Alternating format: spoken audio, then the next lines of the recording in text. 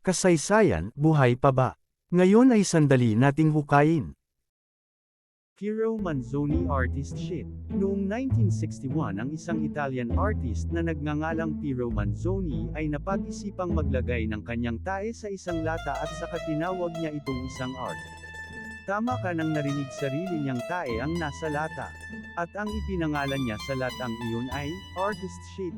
At ito ay naibenta niya sa malaking halaga dahil siya ay isang dalubhasa sa sining ay tinangkilag ito ng mamimili ng art ngunit umani din ito ng mga batutos sa kalagitnaang siglo.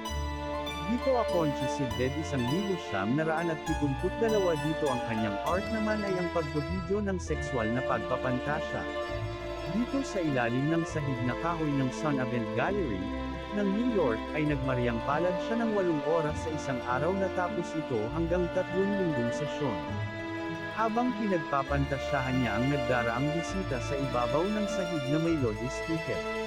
Lucio Fontana Spatial Concept 1899 hanggang 1968 sa halagang 1,200,000 ay naibenta itong art na walang kahit na anong tinta kundi hiwa lamang ng isang kutsilyo ay kinikilala ang obra maestra na gawa ni Lucio Fontana. Si Tei-Ching Hsieh at Linda Montano, One Year One, wrote piece, noong 1983 hanggang 1984. Ang kanilang pagtatanghal na sining ay ang pagtatali nila sa kanilang bewang ng lubid sa loob ng isang taon na hindi nila tatanggalin hanggang matapos ang isang taon.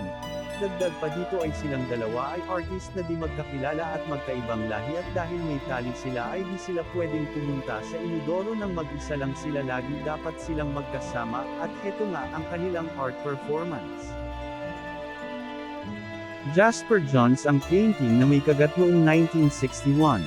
Dito ay pinagmukha niyang may kagat ang canvas niya sa gitna gamit daw ang kutsara at kawali para tunawin ang kanyang canvas na yari sa beeswax ganun lang simple at kinilala na sa mundo ng art. Marina Abramovic ang kanyang Rhythm Zero, noong 1974. Ito ay ang kanyang performance na umabot ng 6 na oras. Dito ay nakatayo lamang siya na di gumagalaw at hinayaan niyang gawin ng mga di kilalang tao ang naisin nilang gawin sa kanya na may 72 objects na pwede nilang pagpilian para gamitin sa kanya halimbawa sa mga ito ay honey, rose, latigo, baril, kutsilyo, at iba pa. Ito ay may video na mapapanood ay search mo lamang ang kanyang pangalan. Yves Klein, Blue Monochrome 1961. Sa halagang $1,000 ay naibenta ang Blue Monochrome painting sa shade na ultramarine katulong ang isang scientist. At sa kasunod ay ginawang kanyang trademark sa business noong 1957 na pinangalan ng International Klein Blue.